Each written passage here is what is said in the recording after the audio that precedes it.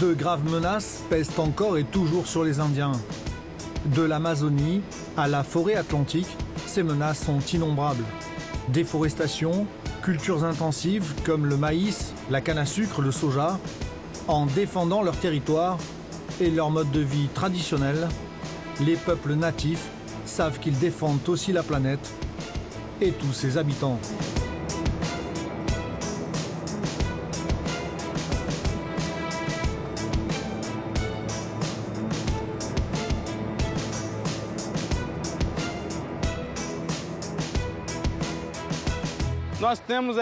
Nous savons que quand nous protégeons la forêt, l'environnement, cela ne favorise pas que nous, mais la planète entière.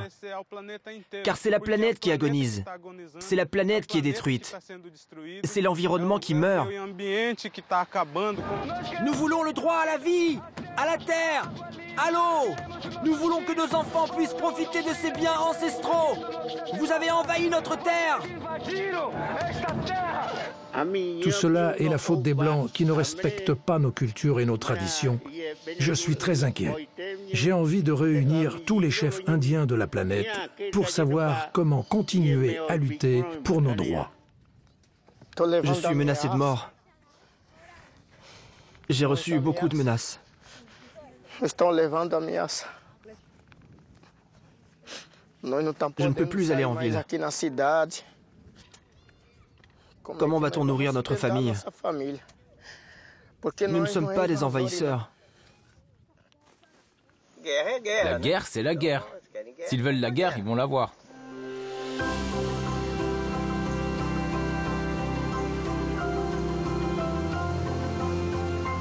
L'Amazonie, la plus vaste forêt tropicale de la planète. Nous filons à 20 nœuds. Direction, les terres du peuple Sataremaoué, au Brésil.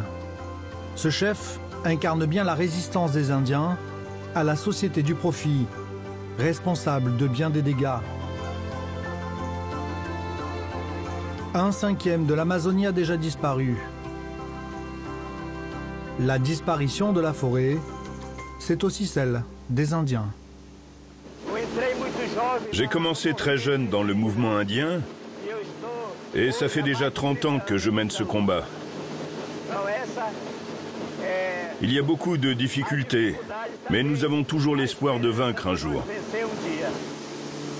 Vaincre signifie sortir son peuple de la misère en revenant aux traditions ancestrales qui prônent l'harmonie avec la nature.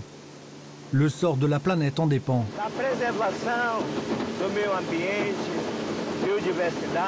Je trouve que c'est important de faire connaître au monde notre philosophie, basée sur la préservation de l'environnement. Nous menons des initiatives qui génèrent des revenus pour les Indiens, tout en respectant la biodiversité.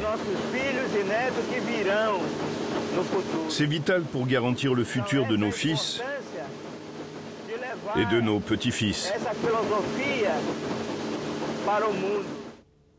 Nous nous trouvons sur le fleuve Paraná do Ramos, entre Manaus et Parintins, les deux villes les plus importantes de l'état de l'Amazonas. Avec son épouse et son dernier enfant, Obadias Garcia revient sur ses terres. Après un séjour en ville et 3 heures de bateau.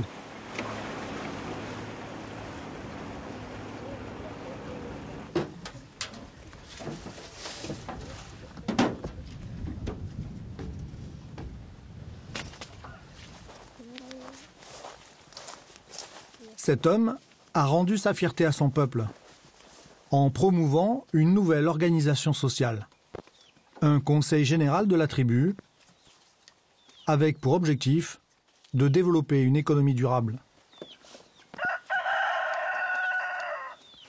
Dans la forêt, les traditions sont immuables. Les jeunes filles préparent les repas de la famille élargie. Le manioc est un aliment de base principalement utilisé sous forme de farine.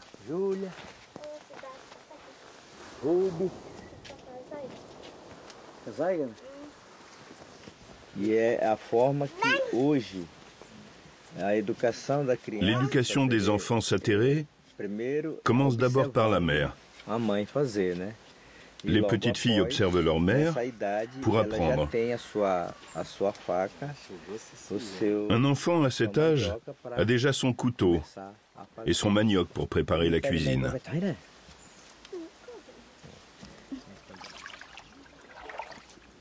Après l'avoir épluché, le manioc doit être trempé dans l'eau pendant de longues heures avant de pouvoir le consommer. C'est une culture millénaire des Sateré-Maoué. La farine de manioc est notre nourriture de base, de tous les Indiens de façon générale.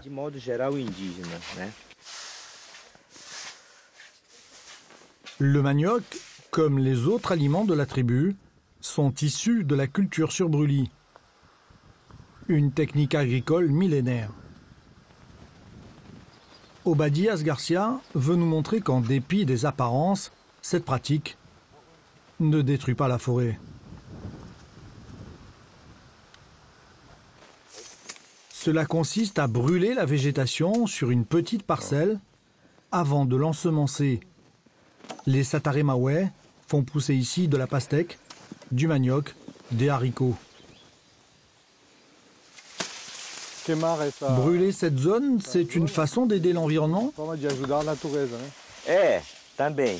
Oui, aussi, car après nous planterons des arbres qui vont rester permanents. À ce moment-là, on va refaire la même chose dans un autre secteur de la forêt, pour ne pas avoir trop d'impact négatif sur l'environnement. On brûle ici, on tire ce dont nous avons besoin pour nous alimenter, puis on replante des arbres permanents et on laisse faire la nature.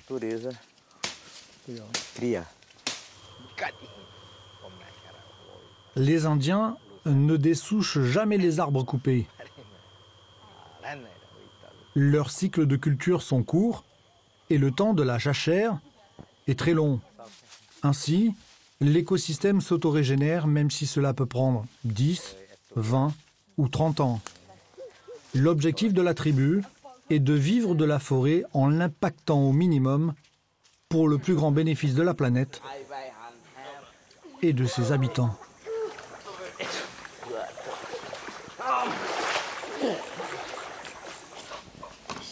Au menu aujourd'hui, du manioc donc, et de délicieux poissons pêchés dans le fleuve voisin.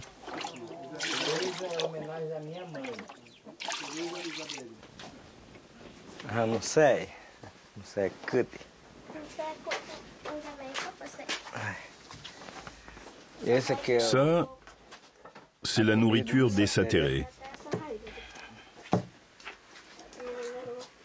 C'est de la farine.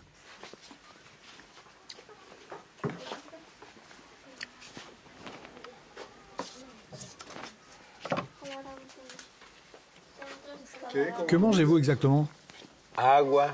C'est de l'eau et de la farine de manioc.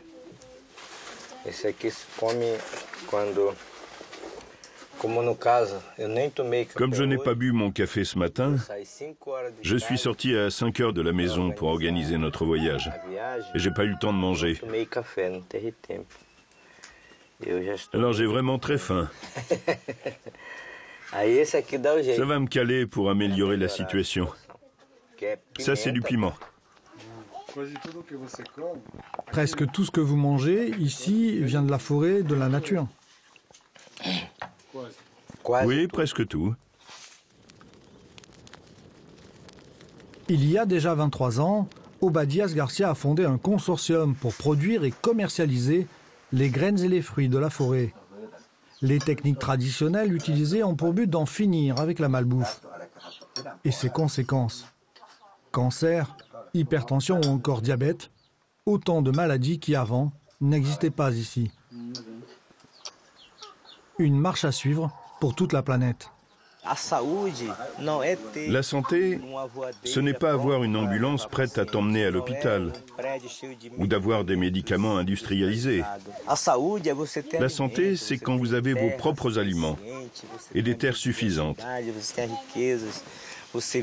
Quand vous avez de la diversité, des richesses, vous pouvez vivre de la forêt. Vous consommez des aliments sains qui vont protéger votre corps contre les maladies.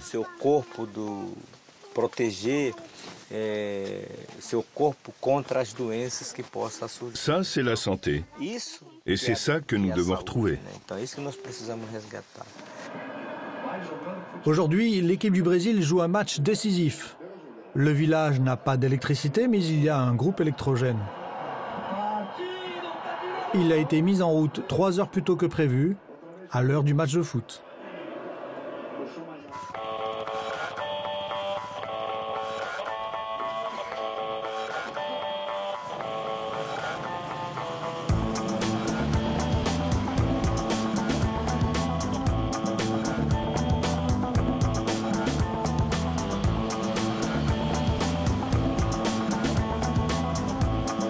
À 300 km plus au nord, la ville de Parintins, 110 000 habitants. C'est le centre névralgique des fils du Guarana, c'est-à-dire les Indiens Sataremawe.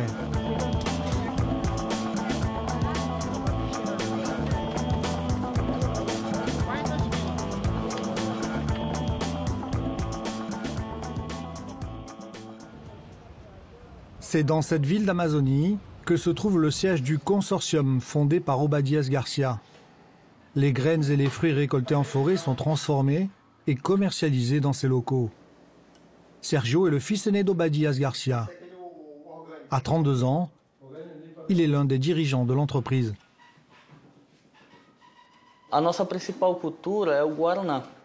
Notre culture principale, c'est le Guarana. On est connus comme les fils du Guarana. Nous avons donc créé une politique économique à partir du produit que nous avons. Nous avons organisé un commerce de ce produit en faveur des Sataremawe. On ne vend pas juste le produit Guarana. On vend aussi l'image de notre peuple à travers la question de la biodiversité, de la préservation de la culture, de la langue, de l'éducation, de la santé.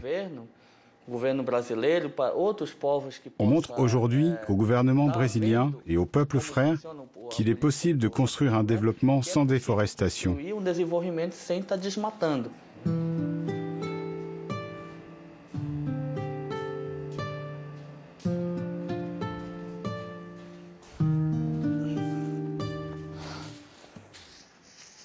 Qu'y a-t-il dans ce petit sac, Sergio ? C'est du guarana brut. Le fruit du guarana est haché, conditionné puis transporté vers l'Europe.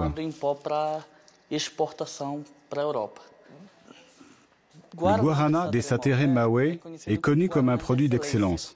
C'est pour ça que notre guarana est plus cher sur le marché international via le commerce équitable. Le guarana est transformé en boissons énergisantes, en produits cosmétiques ou parapharmaceutiques. Ce fruit agit sur le système nerveux, éliminant la fatigue et stimulant la mémoire. De Parintins via Manaus, nous gagnons Dourados dans l'état du Mato Grosso du Sud, tout près de la frontière avec le Paraguay.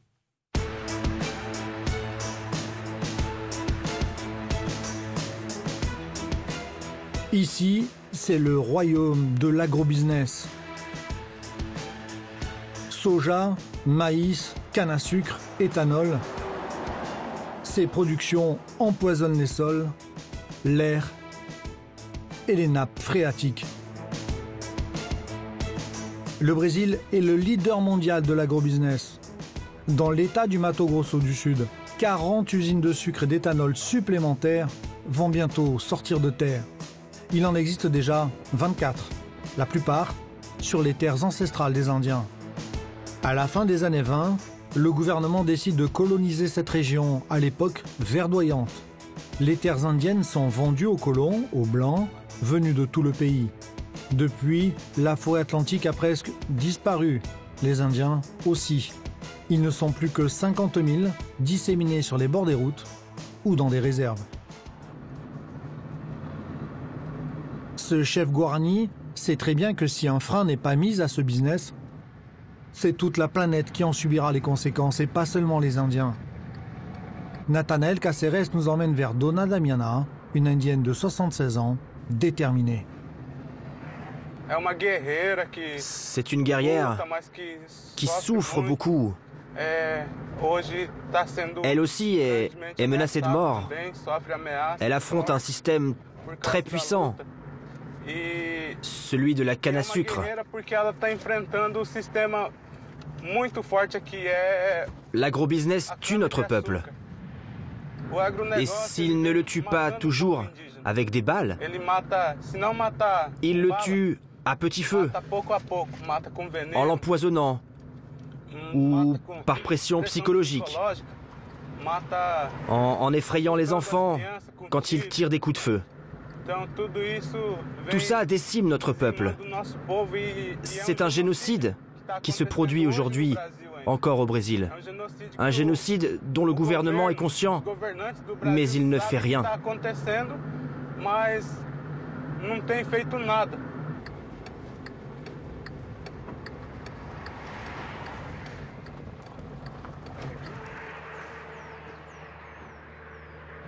En ville, Nathanael Cáceres ne porte jamais sa coiffe de chef pour ne pas être reconnu, car il est menacé de mort par les grands producteurs de canne à sucre.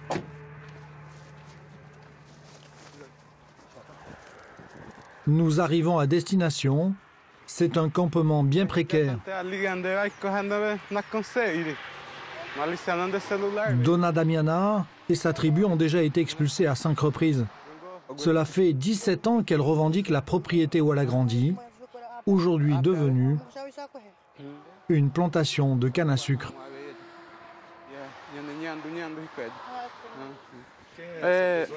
Voici Dona Damiana, la chef de sa tribu, une guerrière qui est passée par de nombreuses luttes.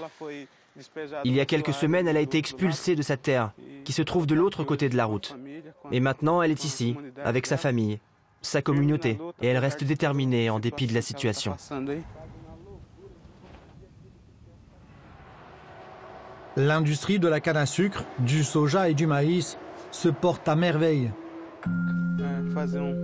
Les Indiens Guarani Kaiowá, beaucoup moins.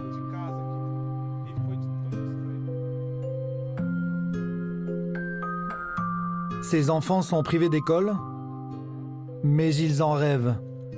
La tribu de Dona Damiana compte environ 60 membres, 11 familles en tout.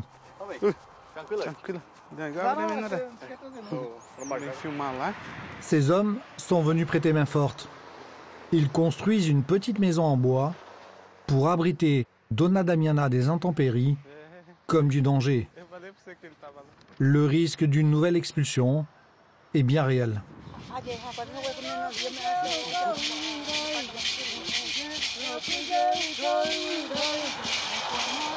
Cette cérémonie est dédiée à la mémoire de leurs morts. Dona Damiana et son fils Wangaju ont perdu 9 membres de leur famille dans ce combat pour la terre. Depuis toujours, nous sommes persécutés, assassinés. Mais je ne perds pas courage, je ne perds pas espoir. Un jour ou l'autre, je récupérerai ma terre, au moins pour honorer la mémoire de nos guerriers qui ont perdu la vie ici même.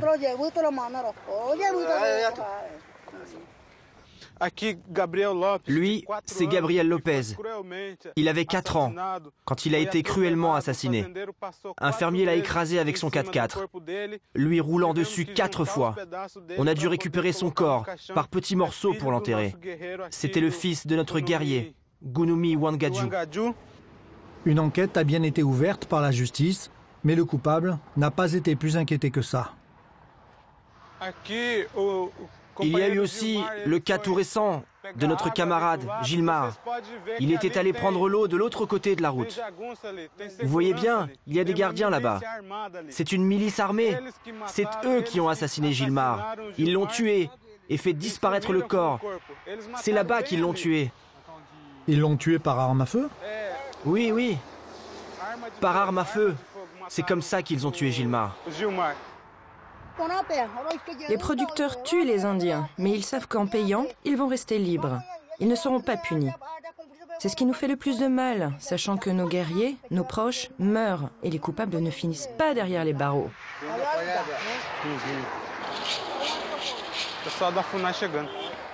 Dans ces voitures, des experts de la FUNAI, l'organisme public chargé de la question indienne. Ils arrivent ici, sur la pointe des pieds. Damiana et son fils se réjouissent.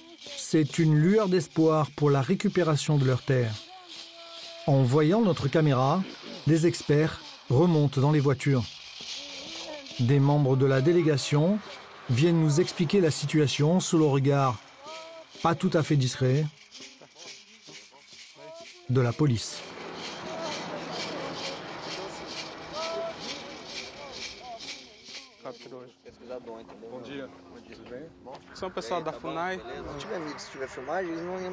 Je vous préviens, si vous nous filmez, on repart tout de suite et on reviendra une autre fois. Il y a beaucoup d'hostilité ici. C'est une région très sensible. Nous, fonctionnaires de la FUNAI, connaissons très bien le niveau d'hostilité qui existe à Karapu.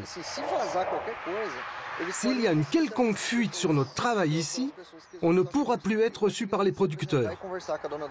Aujourd'hui, on vient se présenter et converser avec la chef Damiana et son fils, avant de commencer notre enquête concernant ce territoire.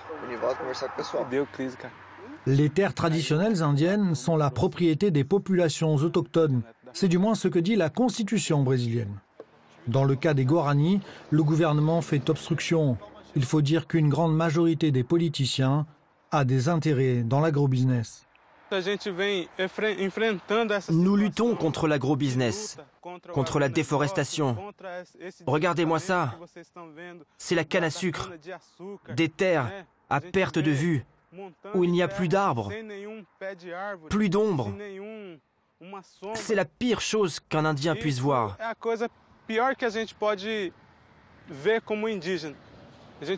Notre terre est ravagée. Il n'y a plus de forêt. Nous savons que quand nous protégeons la forêt, l'environnement, cela ne favorise pas que nous, mais la planète entière. Car c'est la planète qui agonise. C'est la planète qui est détruite. C'est l'environnement qui meurt. Et qui souffre des conséquences? Ceux qui vivent en ville, les Indiens, les Noirs, les Blancs, tout le monde souffre. Quand un Indien parvient à vivre en harmonie avec la forêt, c'est bénéfique non seulement pour nous, les Indiens, mais pour la planète entière. Os arqueiros na frente! Cadê os arqueiros? Vamos se alinhar!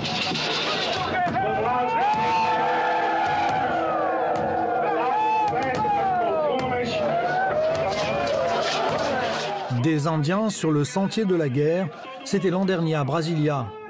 Plusieurs milliers d'entre eux, représentant de très nombreuses ethnies, viennent protester pour défendre leurs droits et l'homologation de leurs terres traditionnelles. Le symbole Raoni était à la tête du mouvement. Nous voulons le droit à la vie, à la terre, à l'eau. Nous voulons que nos enfants puissent profiter de ces biens ancestraux. Vous avez envahi notre terre.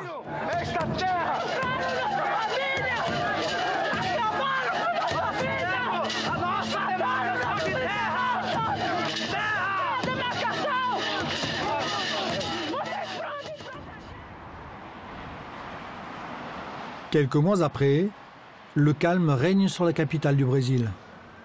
Mais pour les Indiens, rien n'a changé. Alors le grand chef Raoni reprend son bâton de pèlerin inlassablement.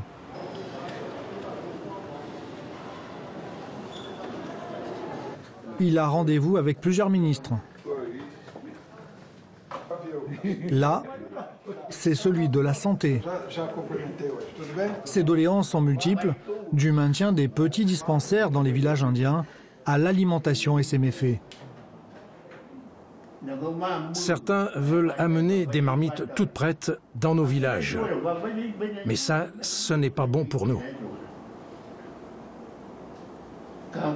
Moi, je voudrais qu'on puisse produire notre propre nourriture sur place.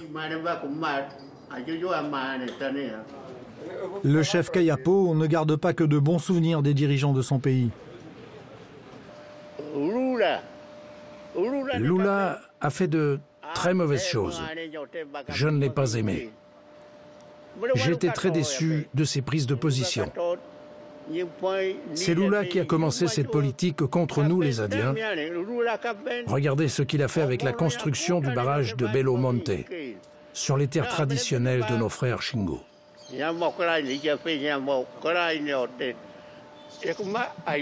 En ce moment, des parlementaires menacent nos droits et nos terres. Je suis venu à Brasilia car je suis inquiet.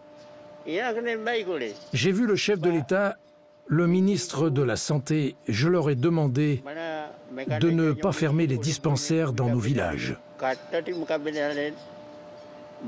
Le ministre de l'Environnement dit être de notre côté.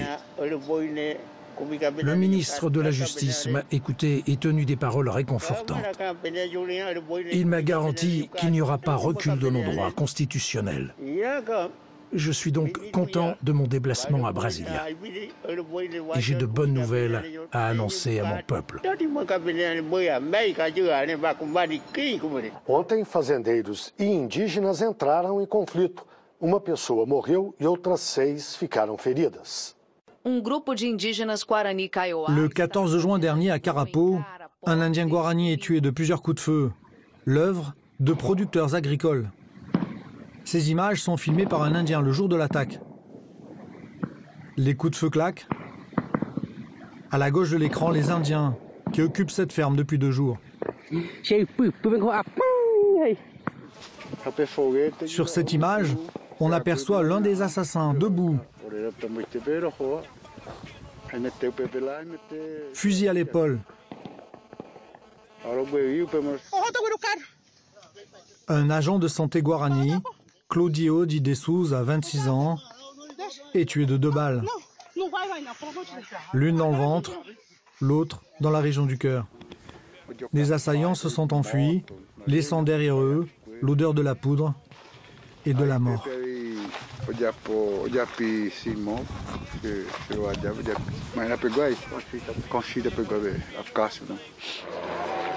Prévenus avant la fusillade, la police n'arrive pourtant qu'après les faits. Le lendemain, 5 producteurs agricoles sont arrêtés. 6 Indiens sont gravement blessés. Parmi eux, un enfant de 12 ans.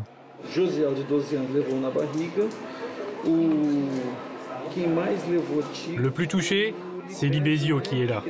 Il a pris une balle dans la tête. 4 au total. Dans le ventre, dans l'épaule et le thorax.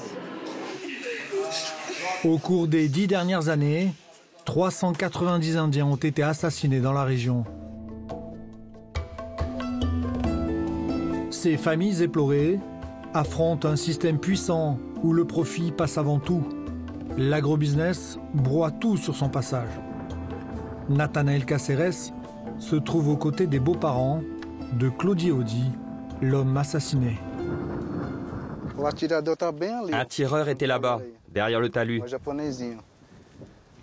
Claudio Di a été touché là-bas, au portail. Quand il est tombé, la pelleteuse a essayé de l'écraser. Et puis ils ont tiré une seconde balle, dans la poitrine. Vous avez vu qui a tiré? Un jeune avec des moustaches et une casquette, un pistolet à la main.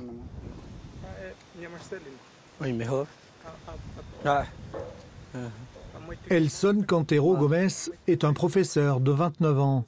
Lui aussi était présent le jour de l'attaque. Il y avait environ 50 véhicules, des 4x4, sur lesquels se trouvaient environ 200 personnes, des producteurs et des pistoleros.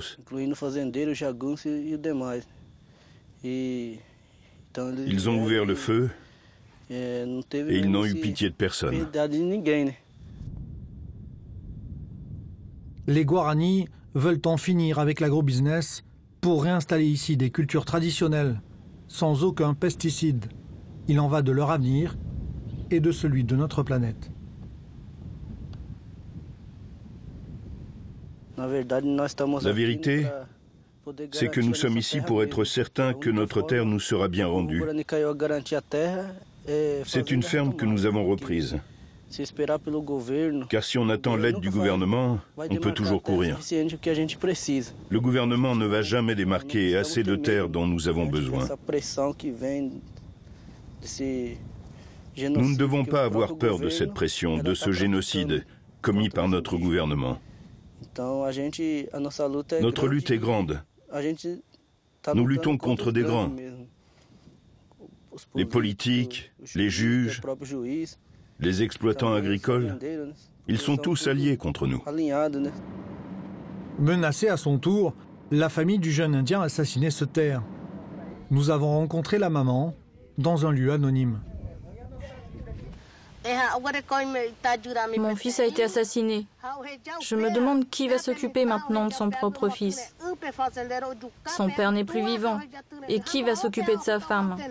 C'est très douloureux parce que nous nous demandons tous les jours où est notre fils. On sait qu'il ne reviendra plus.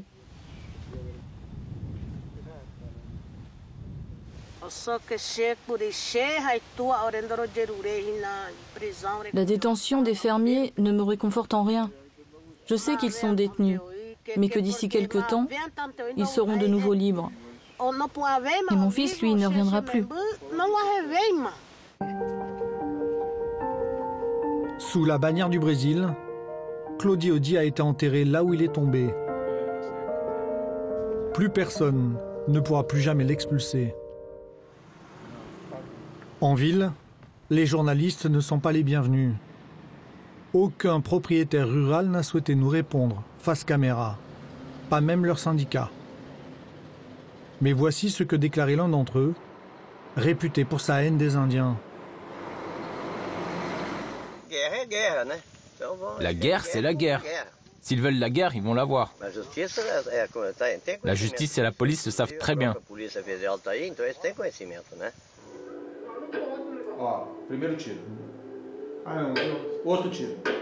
Dans cette vidéo de mars 2015, des Indiens tirent sur un tracteur et son conducteur. L'avocat de l'un des 5 producteurs arrêtés commente les images. Ils touchent le tracteur. La preuve, selon lui, que les Indiens ne sont pas si innocents que ça. Alors les terres que les Indiens veulent récupérer, selon vous, elles ne leur appartiennent plus? Non, elles ne sont plus à eux, légalement parlant. Autre détail, les Indiens erraient dans notre région et ne se fixaient pas. Ils étaient des nomades, principalement les Guaranis. Ils arrivaient dans une zone, ils la ruinaient et allaient faire la même chose ailleurs. Alors, s'il fallait déterminer les terres indiennes, c'est tout le Brésil qu'il faudrait leur rendre. La justice est convaincue d'avoir mis la main sur les coupables, même s'ils se disent innocents, comme le client de cet avocat. Les armes saisies par la police lors des perquisitions correspondent aux projectiles retrouvés sur la scène de crime. Leurs propriétaires ont donc été arrêtés.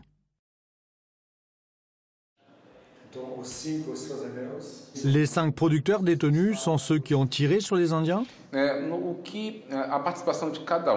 rôle exact de chacun d'entre eux reste encore à déterminer.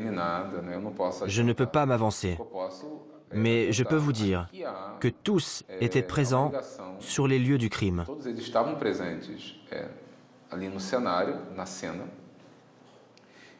Les indices matériels les désignent comme des participants décisifs dans l'assassinat du jeune Indien, comme dans la tentative d'assassinat des 6 autres Indiens gravement blessés.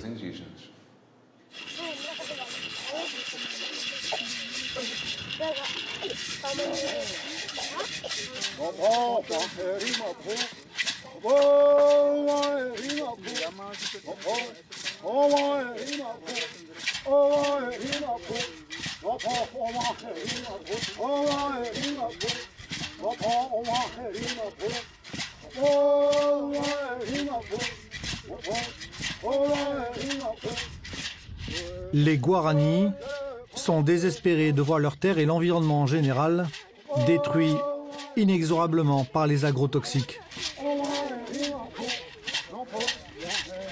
Dans cette danse, ils en appellent à leurs ancêtres pour les soutenir dans un combat interminable. Un campement de fortune fait de branches et de bâches en plastique. C'est aussi une ferme occupée depuis 5 mois.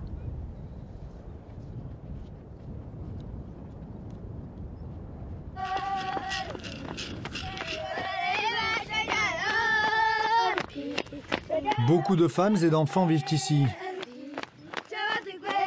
À chaque fois que les Guaranis prennent possession de leurs terres traditionnelles, ils se font chasser par la police, ou pire encore, par les producteurs. Ils ont pris notre terre. C'est fini. Nous sommes inquiets pour nos enfants. Moi, j'ai déjà 41 ans et ces enfants, que vont-ils devenir?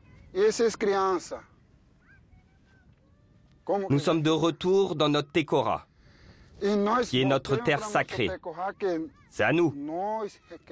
Les fermiers disent que nous sommes des envahisseurs. Mais c'est pas vrai. Si eux nous disaient « cette terre est à vous, prenez ». Non, jamais ils vont le dire. Reculer, nous ne reculerons pas. Courir non plus. Nous ne courrons pas, nous avancerons.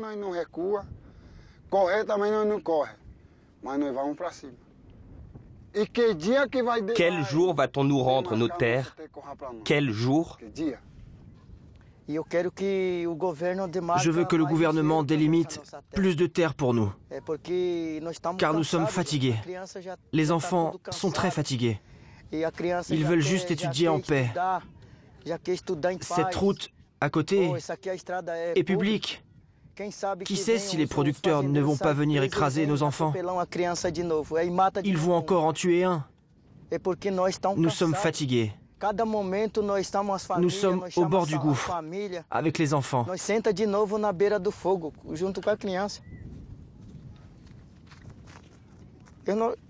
Je n'en peux plus.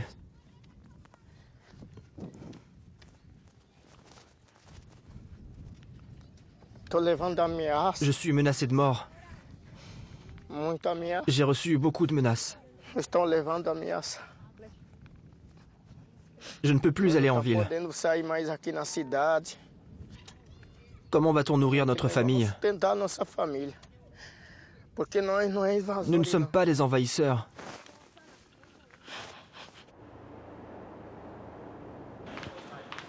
Cet anthropologue défend l'idée que les Indiens sont dans leur bon droit. Ils ne sont pas des envahisseurs, mais des gardiens de la forêt, ou du moins ce qu'il en reste. Ici, dans le Mato Grosso du Sud, presque toutes les fermes ont des titres de propriété. Elles sont régularisées. C'est l'État fédéral qui en est à l'origine, quand il a lancé sa politique de colonisation du centre-ouest du Brésil. La stratégie de l'État a été d'occulter le fait qu'il y avait des Indiens et de faire comme si leur terre était libre. L'État les a vendus pour favoriser la colonisation. Ce n'est pas un problème indien, c'est le problème de l'État brésilien. C'est donc à lui de le résoudre. La majorité des producteurs n'a pas envahi ou volé les propriétés. Ils les ont achetées sans se rendre compte du processus historique dans lequel ils étaient. La stratégie qu'ont les Indiens de récupérer les terres est-elle la seule possible? Alors que c'est très dangereux. Le mouvement de récupération est une stratégie politique importante. Cela donne de la visibilité à une situation sociale où les Indiens sont invisibles. Ils ne sont pas considérés comme des êtres humains.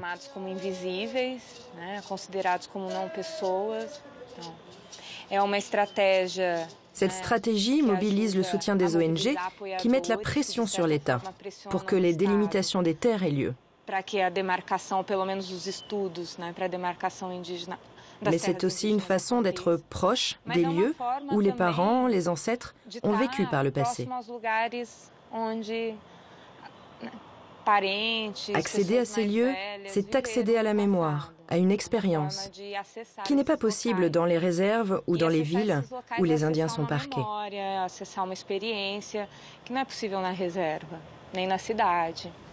Reste un espoir pour les Indiens et pour les forêts du monde entier, Raoni.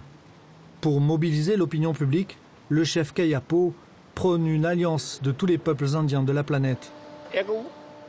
En juin prochain, je vais organiser une réunion à l'échelle mondiale pour avoir une réflexion sur nos peuples et sur nos cultures. Il y a beaucoup de peuples qui n'ont plus de culture. Ils ne parlent plus leur langue, ne chantent plus. Ils ressemblent à des Blancs. Tout cela est la faute des Blancs qui ne respectent pas nos cultures et nos traditions. Je suis très inquiet. J'ai envie de réunir tous les chefs indiens de la planète pour savoir comment continuer à lutter pour nos droits et rétablir le respect à notre égard.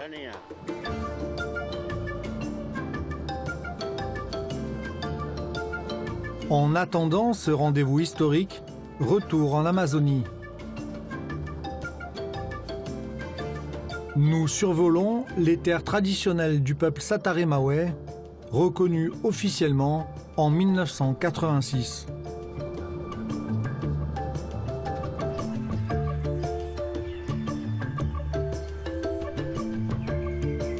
Environ 13 000 Indiens vivent sur ces 788 km².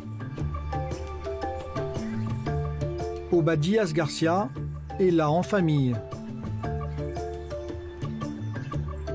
Le chef indien a lancé il y a 23 ans le projet Guarana, un consortium qui regroupe près de 300 petits producteurs. C'est un exemple quasi unique d'organisation commerciale chez les Indiens du Brésil. Tous ses proches vivent de la vente du Guarana.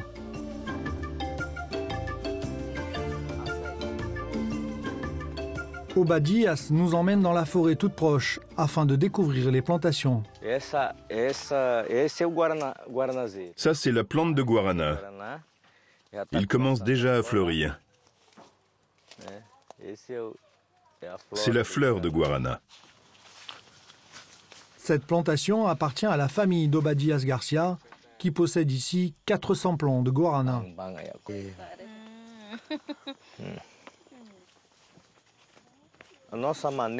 Notre façon de produire n'est pas industrielle. Elle ne vise pas la commercialisation, le profit. Elle vise la qualité du produit, le respect du produit, le respect de la forêt, de l'environnement, de la biodiversité.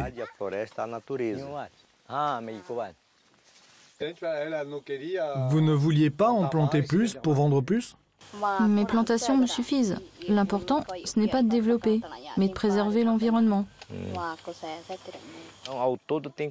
Elle possède 400 pieds de Guarana. Un pied peut donner 5 à 8 kilos de Guarana en moyenne. Partons sur 5 kilos, qu'on multiplie par 400 pieds. Cela fait plus d'1 tonne de fruits. Et 1 tonne, cela représente environ 10 000 euros. C'est bien suffisant pour elle et nos petits-enfants. Elle n'a pas besoin de faire des achats, car toute la base de notre alimentation est ici, dans la forêt. Grâce à sa production, elle a une vie digne. Une fois récoltés, les fruits doivent être triés à la main, puis séparés de leurs capsules rouges. Un travail minutieux pour ne garder que le meilleur, l'œil du Guarana. Les grains ainsi isolés sont ensuite séchés à petit feu dans des fours en argile pendant 6 jours. Les graines peuvent aussi être pilées au mortier avec un peu d'eau pour former une pâte.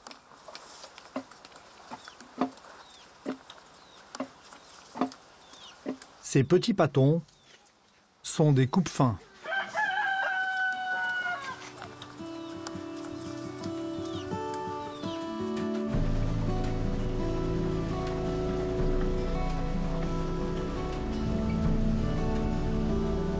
Nous poursuivons la découverte du territoire Sataré-Maouais. Il y a là Leonson Ferreira et ses enfants qui ne rateraient pour rien au monde ses incursions dans la forêt.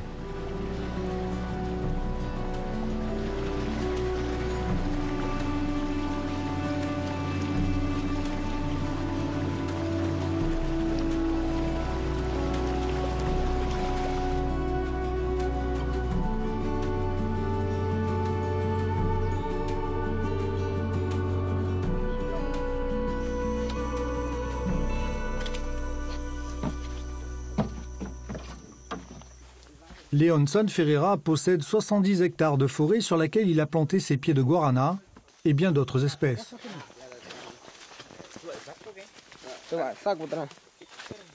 Le chef de famille se fait un devoir d'emmener avec lui ses enfants, pas seulement pour l'aider, mais aussi pour leur transmettre son savoir.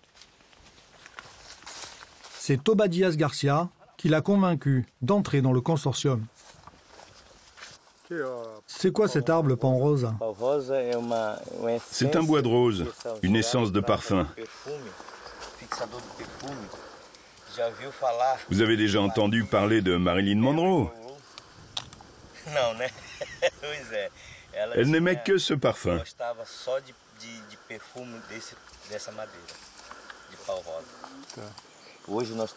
Nous avons planté 10 000 arbres et souhaitons parvenir à plus de 100 000 pour vendre ce nectar sur le marché international.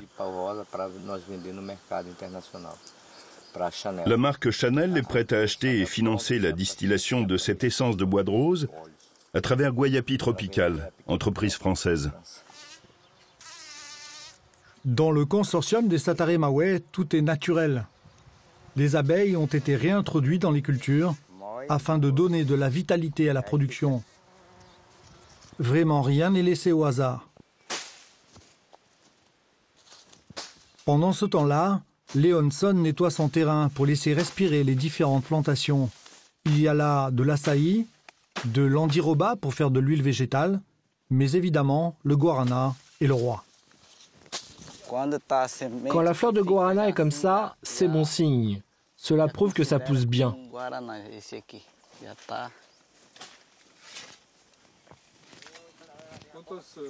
Combien de plants de guarana avez-vous ici? J'en ai 400, grands et petits. Maintenant, chaque année, ils fleurissent.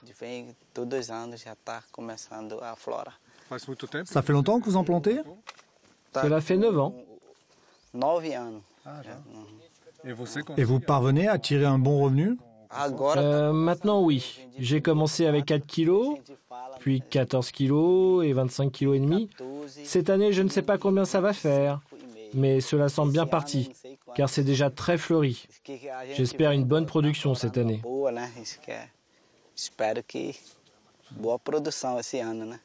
Et c'est une ressource suffisante pour nourrir votre famille? Vous avez 4 fils? Oui, j'ai 4 fils qui m'aident. Je leur transmets mon savoir. Comment il faut traiter le guarana, le protocole à suivre. Je leur donne des conseils. Comment suspendre les sacs de guarana, comment on cuisine le fruit, comment on le collecte. Je transmets toutes ces informations à mes enfants. Et ils ont bien compris.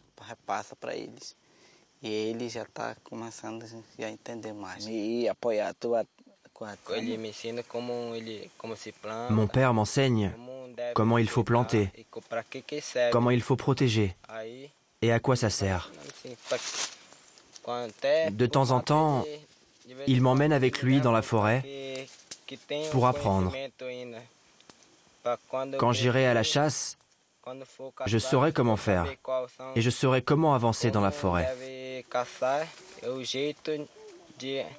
Si on abat beaucoup d'arbres, on va manquer d'air parce que l'oxygène vient des plantes. C'est pour ça que là où on a abattu des arbres, il faut en planter d'autres. Et quand je grandirai, la forêt aura repris son visage d'avant. Et puis quand tu vas grandir, tu auras tes propres enfants. Tu leur apprendras quoi?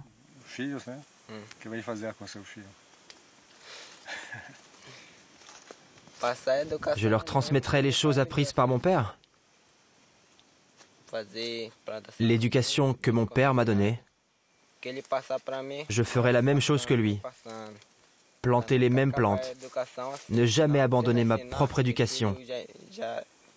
Sinon, mes enfants vont grandir avec une autre éducation. Et dans ce cas-là, c'est la faute du père qui ne transmet pas l'éducation qu'il a reçue de son propre père. Je transmettrai à mes enfants ce que mon père m'a transmis. comment planter, comment me comporter avec l'environnement. Ce que je dois faire quand je serai grand.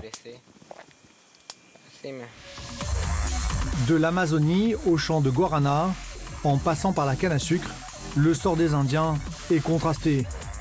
Là où ils ont été chassés de leurs terres, la forêt n'existe plus. Là où ils les ont récupérés, survivre n'est plus un défi.